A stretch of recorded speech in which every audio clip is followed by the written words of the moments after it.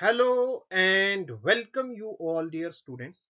Mathematics का एक बहुत ही इंपॉर्टेंट चैप्टर सेट थ्योरी आज हम पढ़ने जा रहे हैं।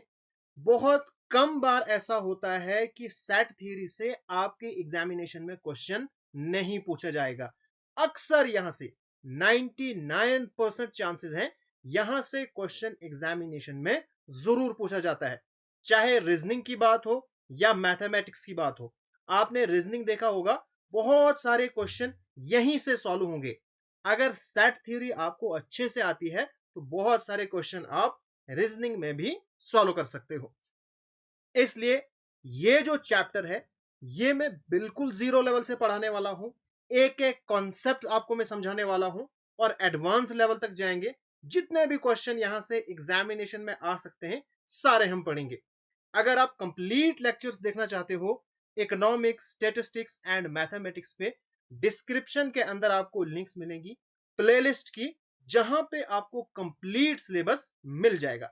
अगर आप मेरे साथ टेलीग्राम पे जुड़ना चाहते हो, टेलीग्राम पे जाओ, वहां पे सर्च करो मलिक ट्यूटोरियल ऑफिशियल, इस ग्रुप को ज्वाइन करो। यहां पे आपको latest updates, previous year paper और बहुत सारी इंफॉर्मेशन आपको मिल जाएगी। अगर आपको पीडीएफ के रिलेटेड कुछ भी पूछना है, ये हमारा व्हाट्सएप नंबर है, यहां से आप पूछ सकते हो। सेट्स क्या होता है? Set, a set is a well defined collection of distinct objects. सबसे पहले जो भी हम सेट बनाते हैं ना, यहां पे हम कलेक्शन करते हैं। ठीक है, किसकी कलेक्शन करते हैं? ऑब्जेक्ट्स की।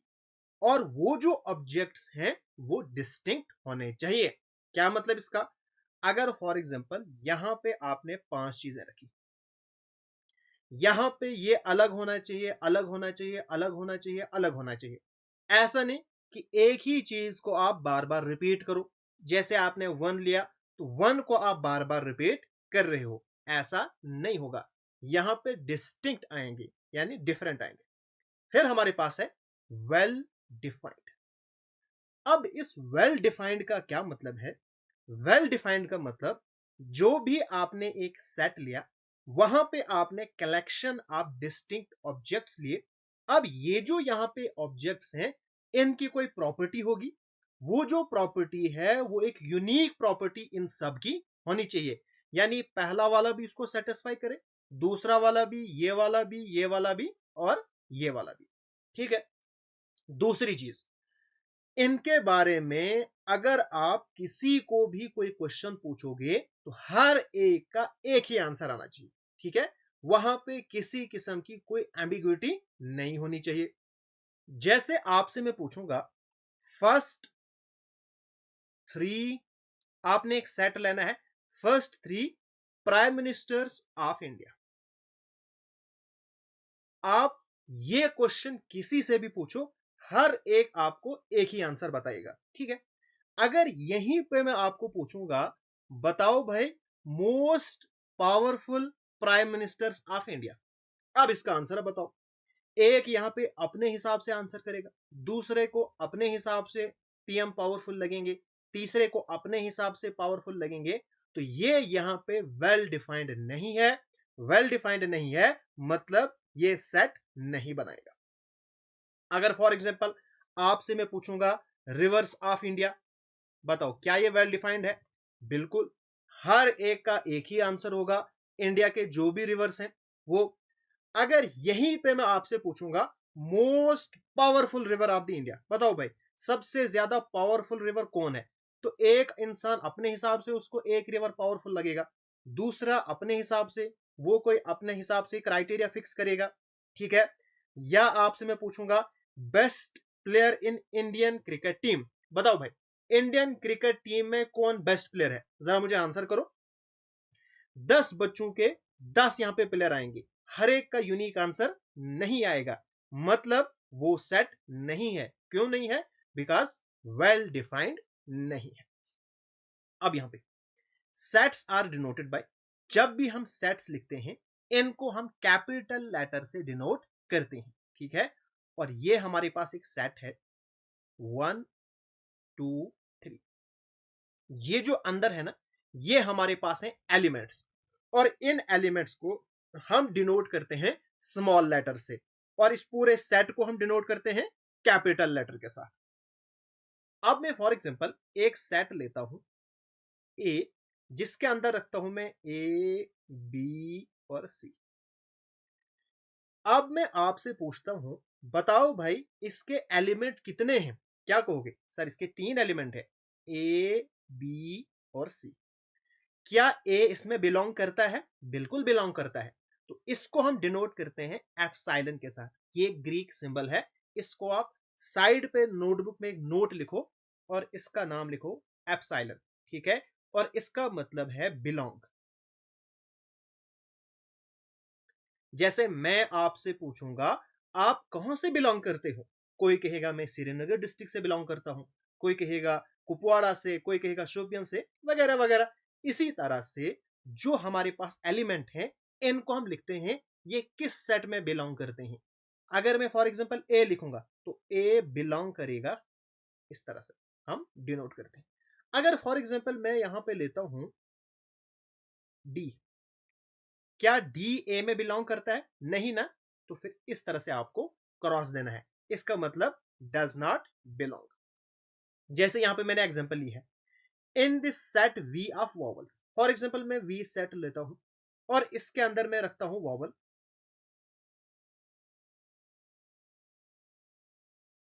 फिर आपसे मैं पूछता हूं, क्या ए इसमें बिलोंग करता है? आप कहोगे बिल्कुल सर बिलोंग करता है। क्या बी इसमें बिलोंग करता है? नहीं। तो इसको हम इस तरह से डिनोट करेंगे।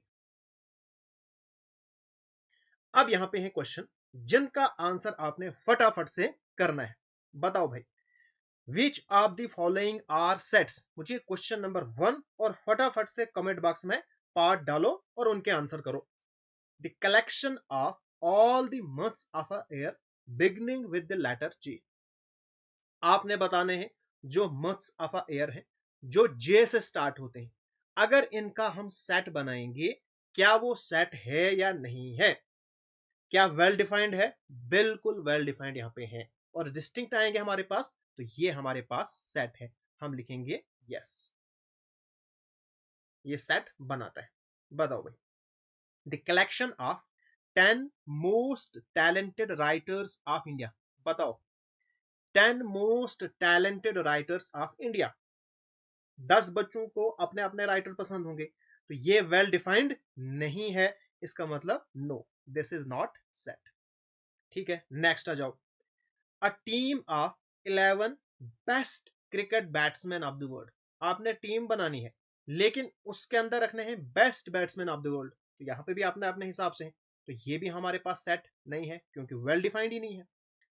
The collection of all boys in your class. आपकी क्लास में जो बॉयज हैं, क्या ये वेल डिफाइंड है? बिल्कुल, सभी को आप जानते हो। किसी को भी पूछो, आपकी क्लास के जो भी बॉयज हैं, सब उनको कहेंगे कि ये इसी क्लास के बॉयज हैं, यानी दिस इज सेट। अच्छा, the collection of all natural numbers. आपने नेचुरल नंबर्स लेने हैं लेस देन 100। क्या ये सेट है? बिल्कुल। हर एक का आंसर यही होगा कि 1 है, 2 है, 3 है, 4 है, ये सारे नेचुरल नंबर है less then 100। The collection of all even integers. सारे इंटीजर्स लेकिन इवन। क्या ये वेल सेट है? बिल्कुल, क्योंकि ये वेल डिफाइंड है। तो मुझे नहीं लगता है अब यहां पे किसी को भी कोई डाउट होगा कि आपको सेट समझ नहीं आया कि सेट होता क्या है। तो प्लीज सिर्फ आपने 5 सेकंड्स लेने हैं।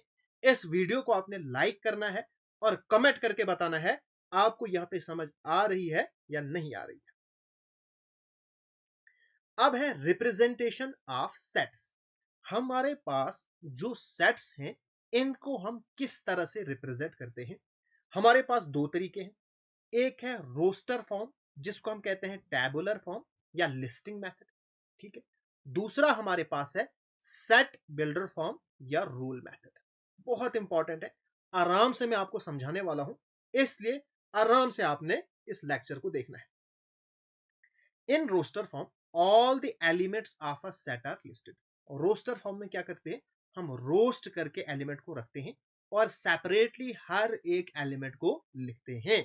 जैसे यहां पे मैंने लिखा है, या मैं यहां पे लिखूंगा 1 2 3 4 5। ठीक है। अब इनको यहां पे लिखने का तरीका क्या है? सबसे पहले जो आप एलिमेंट्स लिखोगे, एक एक चीज आपने यहां पे ध्यान रखनी है। जो आप एलिमेंट्स लिखोगे, इनको आपने कॉमा से सेपरेट करना है, ठीक है।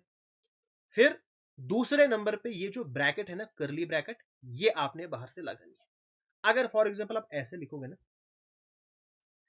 आप कहोगे सर ये सेट है, मैं कहूंगा ये सेट है ही नहीं।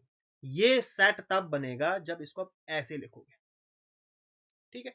और कॉमा लगाना भी यहां पे बहुत ज्यादा जरूरी है। तो ये आपके पास है रोस्टर फॉर्म। अब यहां पे एग्जांपल मैंने ली है, set of all even positive integer less than 7। बताओ भाई, आपके पास ये स्टेटमेंट है, इनको आपने लिखना है। क्या है यहां पे? Set of all even positive integer. आपने इवन नंबर लिखने हैं, लेकिन सिर्फ पॉजिटिव लेने हैं और इंटीजर्स। तो मैंने लिया 2, 4, 6, लेकिन लेस देन 7, 7 से छोटे। तो ये बन गई रोस्टर फॉर्म। अब है set builder form. In the set builder form we list the property या properties satisfied by the element. यहां पे हम जो हमारे पास एलिमेंट्स होते हैं ना, उनको नहीं लिखते हैं, बल्कि उनकी प्रॉपर्टी को हम लिखते हैं। जैसे हमारे पास ये देखो, AEIOU। बताओ भाई, ये क्या है आपके पास? AEIOU, सभी जितने भी आपके पास लेटर हैं, इनकी आपने प्रॉपर्टी ढूंढनी है। यार मुझे लगता है ना, यहां पे ये वॉवल्स हैं, ठीक है। तो मैं इस सेट को कैसे लिखूंगा? मैं यहां पे बनाऊंगा सेट वी एक्स, ये जो बीच में डॉट है इसको हम पढ़ते हैं सच दैट, ठीक है। Such that x is a vowel in the English alphabet. अब इसका क्या मतलब है? इसका मतलब ये है एक्स, यानी यहां पे आपने एलिमेंट्स रखने, एक्स का मतलब एलिमेंट्स, ठीक है। यहां पे आपने वो एलिमेंट्स रखने हैं, सच दैट के आगे प्रॉपर्टी है। क्या है? X is a vowel in English alphabet. जितने भी आपके पास वॉवल्स हैं इंग्लिश अल्फाबेट्स में, वो सारे आपने लिखने हैं। तो ये हो गई प्रॉपर्टी, इसको हम कहते हैं सेट बिल्डर फॉर्म, ठीक है। आराम से आपने देखना है, मैं दोनों चीजें आपको सिखाऊंगा कि रोस्टर से सेट बिल्डर फॉर्म में कैसे आते हैं, सेट बिल्डर फॉर्म से रोस्टर में कैसे आते हैं। अभी आपने सिर्फ इतना याद रखना है, जब हम रोस्टर फॉर्म लिखते हैं तो हम नंबर लिखते हैं, सेट बिल्डर फॉर्म में हम प्रॉपर्टी लिखते हैं। अब नेक्स्ट यहां पे आ जाओ, write the following in roster form. यहां पे जो आपके पास क्वेश्चन है, इसको आपने रोस्टर फॉर्म में लिखना है। अब देखो, प्रॉपर्टी को आराम से आपने देखना है। एक्स यानी एलिमेंट्स, ये आपके पास एलिमेंट्स हैं। एलिमेंट्स क्या आएंगे? X is a month of year. ये जो एक्स है, इसमें आएंगे months of a year not having 30 days. ये एक प्रॉपर्टी है, इसको अब आपने ब्रेक करना है। बताओ भाई, आपने वो सारे मंथ्स लेने हैं जिनके 30 डेज नहीं है। जनवरी से स्टार्ट करो। क्या जनवरी के 30 डेज हैं? नहीं है। सॉरी, जनवरी के 30 डेज हैं? नहीं है। कितने हैं? 31। तो ये प्रॉपर्टी इसके अंदर आएगी, ठीक है। फिर हमारे पास फेब्रुवरी है। बताओ भाई, क्या फेब्रुवरी भी आएगा? जल्दी से मुझे बताओ। फेब्रुवरी भी आएगा। क्यों? क्योंकि यहां पे प्रॉपर्टी है, आपने वो सारे महीने लिखने हैं जिनके 30 डेज नहीं है। बाकी उनके 2 दिन है, 3 दिन है, 4 दिन है, क्या है, उससे कोई लेना देना नहीं है। सिर्फ आपने यहां पे 30 डेज वाले नहीं लिखने हैं, बस इतना है। बताओ यहां पे क्या आएगा? देखो, जनवरी है, फिर है मार्च, मई, जुलाई, अगस्त, अक्टूबर एंड दिसंबर। तो यहां पे हमारे पास फोर्थ ऑप्शन करेक्ट आंसर आएगा। ये जो है इस प्रॉपर्टी को सेटिस्फाई करता है। अब नेक्स्ट यहां पे आ जाओ, write the roster form of. ये आपके पास सेट बिल्डर फॉर्म में है, आपने इसको रोस्टर फॉर्म में लिखना है। इसका क्या मतलब है? X belongs to set of natural numbers. यहां पे कुछ चीजें आपको याद रखनी है। यहां पे मैं लिखूंगा इस तरह से, जो है ना, इसको हम नेचुरल नंबर्स के लिए लिखते हैं, नेचुरल नंबर्स, ठीक है। डब्ल्यू, ये हमारे पास आएगा set of whole number, whole number. फिर हमारे पास इंटीजर्स, इंटीजर्स को हम डिनोट करते हैं z के साथ, ठीक है। जो यहाँ पे मैं ये डैश जैसे दे रहा हूं ना, ये सेट के लिए होता है, ठीक है। उसके बाद rational number, rational number, rational number के लिए हम रखते हैं q, ठीक है। उसके बाद रियल नंबर, रियल नंबर, इसको हम डिनोट करते हैं r से। ये कुछ आपको पता होना चाहिए, क्योंकि यहाँ पे जब पूछा जाता है तो आपको बहुत सारे बच्चों को पता ही नहीं होता ये। अब यहाँ पे n है, यानी नेचुरल नंबर है, सेट ए है जिसके अंदर x बिलोंग्स टू n, यानी सेट जो x है, जो एलिमेंट है, ये नेचुरल नंबर है, ठीक है। यानी जितने नेचुरल नंबर है वो आप लिखो, लेकिन साथ में यहां पे रिस्ट्रिक्शन लगा दी है, x is less than or equal to 10। इसका मतलब है लेस देन या इक्वल टू, यानी 10 भी इसके अंदर इंक्लूड है। यानी 10 या 10 से छोटे आपने सारे नेचुरल नंबर लिखने हैं, ये इस प्रॉपर्टी का मतलब है। तो हम यहां पे क्या करेंगे, हम लिखेंगे 1 2 3 4 5 6 7 8 9 और 10। तो ये हमारे पास बन गया सेट, यानी फोर्थ ऑप्शन करेक्ट आंसर है। यहीं पे अगर ऐसा होता ना, x इज लेस देन 10, फिर हमारे पास ये वाला आता, 9 तक ही आते, क्योंकि इस वक्त less than or equal to, यानी 10 भी इंक्लूड है। जब भी इस तरह से नीचे से ये होगा ना, इसका मतलब है less than or equal to, यानी 10 भी इंक्लूड होगा।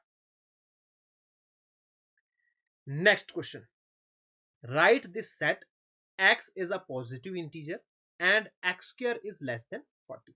अब देखो, हमने एक सेट ए बनाना है जहां पे एलिमेंट्स होंगे, क्या होंगे, एलिमेंट्स होंगे पॉजिटिव इंटीजर, सारे पॉजिटिव इंटीजर, लेकिन साथ में रिस्ट्रिक्शंस लगा दी, एक्स स्क्वायर लेस देन 40, ठीक है।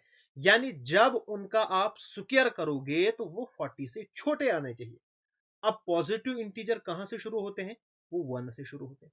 1 हो गया, 2 हो गया, 3 4 5 एंड सो ऑन। अब हम 1 बाय 1 पुट करके लिखेंगे, ठीक है। सबसे पहले एक्स स्क्वायर लेस देन 40, आप शुरुआत करो 1 से। जब 1 का मैं स्क्वायर करता हूं, 1 का स्क्वायर 1 आएगा, यानी लेस देन 40, तो 1 एलिमेंट है। फिर देखो 2, 2 का स्क्वायर करोगे, 2 का स्क्वायर 4, ये भी 40 से छोटा है, तो 2 भी आएगा। स्क्वायर नहीं लिखना है यहाँ पे सिर्फ आपने वो एलिमेंट लिखने हैं कि जिनका स्क्वायर करके आप ये छोटा आ जाएगा, ठीक है। आप स्क्वायर करके 4, तो वो यहाँ पे लिखना है ना, ऐसा नहीं लिखना। फिर ट्राई करो 3 को, क्या 3 प्रॉपर्टी सेटिस्फाई करता है या नहीं, यहां से मैं चेक कर रहा हूं सिर्फ। 3 का स्क्वायर, 3 का स्क्वायर 9, ये भी छोटा है, यानी 3 भी आएगा। फिर 4 करो चेक, 4 का स्क्वायर 4 4 जा 16, ये भी छोटा है, तो 4 भी आएगा। 5 का स्क्वायर देखो, 5 5 जा 25, ये भी 40 से छोटा है, तो 5 भी आएगा। 6 का स्क्वायर देखो, 6 6 जा 36, 6 भी आएगा। 7 देखो, 7 का स्क्वायर 49, अब ये बड़ा हो जाएगा, यानी 7 नहीं आएगा। इसका मतलब ये हुआ कि सिर्फ 6 तक ही है, तो यहां पे हम इसको बंद कर देंगे, तो हमारे पास सेट ए बन गया। 1 2 3 4 5 6, that is second option correct answer है। तो इस तरह से हम क्वेश्चन करेंगे। अब है आपके पास क्वेश्चन नंबर 5, बताओ भाई, right the set A in the set builder form. इसको आपने सेट बिल्डर फॉर्म में लिखना है। बताओ भाई कैसे लिखोगे। पहला काम आपका ये होना चाहिए, जब भी आपको सेट बिल्डर फॉर्म में लिखना है, आपने देखनी है ऐसी प्रॉपर्टी जिसमें ये सारे सेटिस्फाई करे। बताओ भाई क्या यहां पे प्रॉपर्टी है, क्या यहां पे टेबल है, स्क्वायर है, क्यूब है, मल्टीप्लाई है, क्या है। जिस तरह से हम रीजनिंग के अंदर देखते हैं ना सीरीज को, उसकी प्रॉपर्टी ढूंढते हैं। अगर फॉर एग्जाम्पल 2 है, फिर 4 है, फिर 6 है, तो आगे वाला एलिमेंट कैसे आएगा, हम पीछे देखते हैं कि पीछे इन्होंने क्या किया है, ठीक है, वही आगे होता है। सेम केस यहां पे भी है, आपने इनकी प्रॉपर्टी ढूंढनी है और उसी प्रॉपर्टी को लिखना है। अगर यहां पे आप देखोगे 1 है, 1 का स्क्वायर 1, 2 का स्क्वायर 4, 3 का स्क्वायर 4 का स्क्वायर 5 का स्क्वायर, यानी यहां पे इन्होंने नेचुरल नंबर का स्क्वायर किया है। तो x such that x is a square of natural numbers, यानी C option is the correct answer. इसको आप ऐसे भी लिख सकते हो, a x such that, x आप लोगे n का स्क्वायर, ठीक है, n का स्क्वायर लोगे और n है क्या, n belongs to set of natural number. n जो है वो सेट ऑफ नेचुरल नंबर में बिलोंग करता है, क्योंकि हमारे पास बहुत सारे नंबर है, जैसे इंटीजर्स हैं। जैसे अगर आप यहाँ पे n belongs to natural number नहीं लिखोगे, मतलब आप 1.1 भी ले सकते हो, लेकिन यहाँ पे तो डेसिमल का कुछ मसला ही नहीं है, इसलिए आपको ये जरूरी लिखना है कि n कहां पे बिलोंग करता है। तो n हम यहाँ पे लेंगे नेचुरल नंबर से, तब जाके x is equal to n square हमारे पास ये वाला आएगा। अब यहां पे आपने मैच करना है क्वेश्चन नंबर 6 को। बताओ भाई,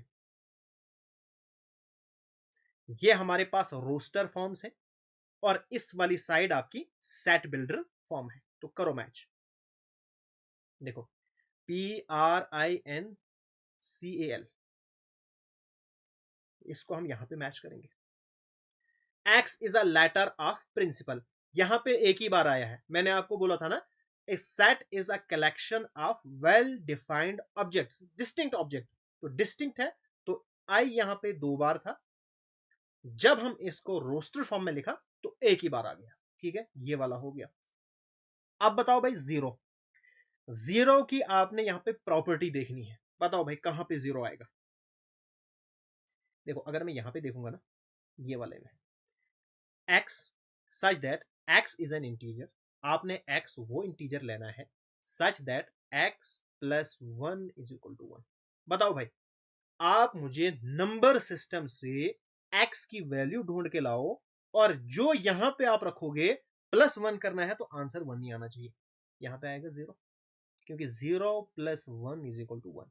बाकी x की जगह पे कोई भी नहीं आएगा, तो यहां पे एक सिंगल एलिमेंट है, दैट इज 0, तो ये आ जाएगा इसके साथ, ठीक हो गया।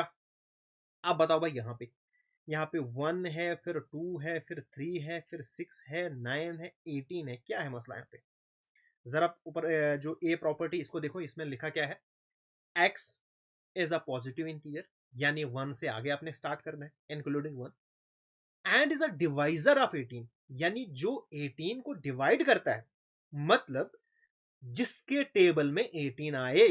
जरा मुझे बताओ, क्या 1 के टेबल में 18 आता है, बिल्कुल, तो 1 18 जार 18, ठीक है, 2 9 जार 18, 2 भी आएगा, 3 6 जार 18, 6 3 जार 18, 9 2 जार 18, और 18 18 जार 18 1 जार 18। तो ये हमारे पास बनेंगे सारे पॉजिटिव इंटीजर्स जो कि डिवाइजर हैं 18 के, तो यानी ये हमारे पास इधर हो गया, ठीक। अब यहां पे आ जाओ, हमारे पास है x square -9 is equal to 0, ठीक है। अब आप x square is equal to 9 लिख सकते हो, है ना। स्क्र जब इस साइड हम लेते हैं तो रूट बनता है, लेकिन प्लस माइनस रूट, तो x square is equal to under root +-9, 9 का रूट होता है 3, यानी +-3, एक बार 3 प्लस वाला, एक बार -3 वाला, तो ये हो गया इसके साथ। तो ये हमने निकाला क्वेश्चन नंबर 6 को भी। अब मुझे बताओ क्वेश्चन नंबर 7 कैसे करना है। Question number 7, write the following sets in the roster form, आपने इस वाले सेट को रोस्टर फॉर्म में लिखना है। कैसे लिखोगे, रोस्ट करके लिखना है। जैसे मैं करता हूं पार्ट 1, कुछ आपके लिए भी मैं रखूंगा, जैसे ये वाला पार्ट और ये वाला पार्ट और ये तीन आप करो, मैं सिर्फ पहला वाला करता हूं।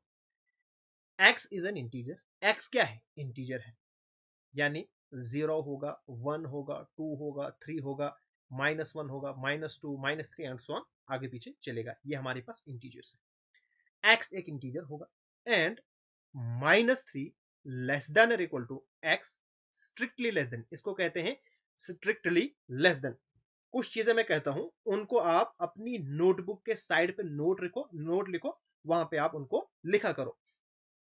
ये हमारे पास है स्ट्रिक्टली लेस देन 7, यानी 7 इंक्लूड नहीं है।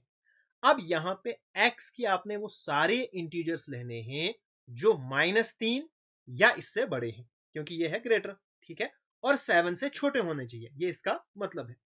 क्योंकि यहां पे less than or equal to है, यानी 3 भी आएगा, फिर आएगा -2, फिर आएगा -1, फिर आएगा 0, 1, 2, 3, 4, 5 एंड 6। अब यहां पे स्ट्रिक्टली लेस देन 7 है, यानी 7 नहीं आएगा, तो इतना ही हमारे पास बनेगा, यानी हमारे पास जो सेट ए है वो बनेगा। ठीक हो गया। x is a natural number less than 6, क्या लिख सकते हो, जल्दी से आंसर करो। यहां पे ट्रिग्नोमेट्री, इसको आपने लिखना है। सिर्फ इस चीज का यहां पे आपने ध्यान रखना है कि लेटर्स को आपने रिपीट नहीं करना है, क्योंकि सेट के अंदर रिपीटेशन नहीं होता है। बस ये इन दोनों में यहां पे मसला है। अब आपके पास है question number 8। Right the following sets in the set builder form. बताओ भाई, सेट बिल्डर फॉर्म में लिखना है, तो यहां पे आपने क्या करना है, बस प्रॉपर्टी लिखनी है। जैसे मैं set A x such that, बताओ भाई, एक्स आपके पास एलिमेंट है, कौन कौन से एलिमेंट है, देखो जरा इनकी प्रॉपर्टी क्या है। 3 है, फिर 6 है, फिर 9 है, फिर 12 है। क्या आपको लग रहा है, क्या ये मल्टीपल्स तो नहीं है ना 3 के? 3 1 जार 3, 3 2 जार 6, 3 3 जार 9, 3 4 जार 12। ठीक है, यहां पे आप लिखोगे x such that x is a multiple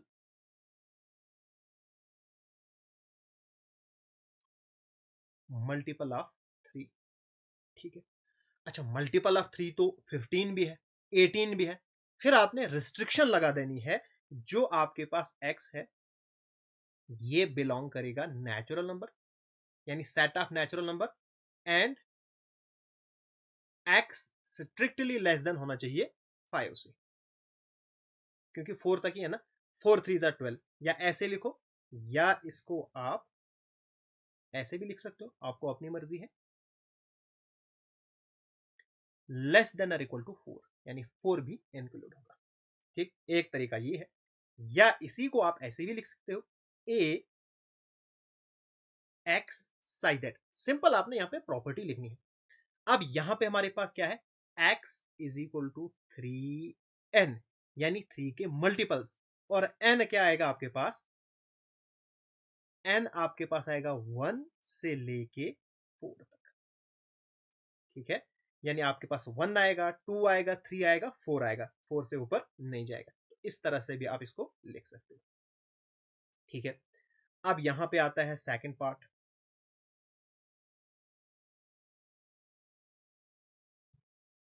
बताओ, ये हमारे पास क्या है, 2 4 6, क्या इसको आप खुद ही करोगे? 2 है, फिर आपके पास 4 है, फिर 6 है। क्या आप इसको लिख सकते हो even numbers? x such that x is a positive, क्योंकि पॉजिटिव है ना सारे,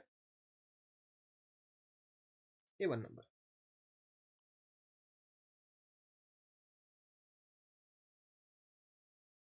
अब यहां पे डैश डैश यानी आगे तक चलता जाएगा, यहां पे आपको कोई भी रिस्ट्रिक्शन लगाने की जरूरत नहीं है। ठीक हो गया। अच्छा, ये आप खुद ही करोगे, ठीक है, इसको मैं करूं, ये आपका होमवर्क है। लास्ट वाला मैं निकालता हूं।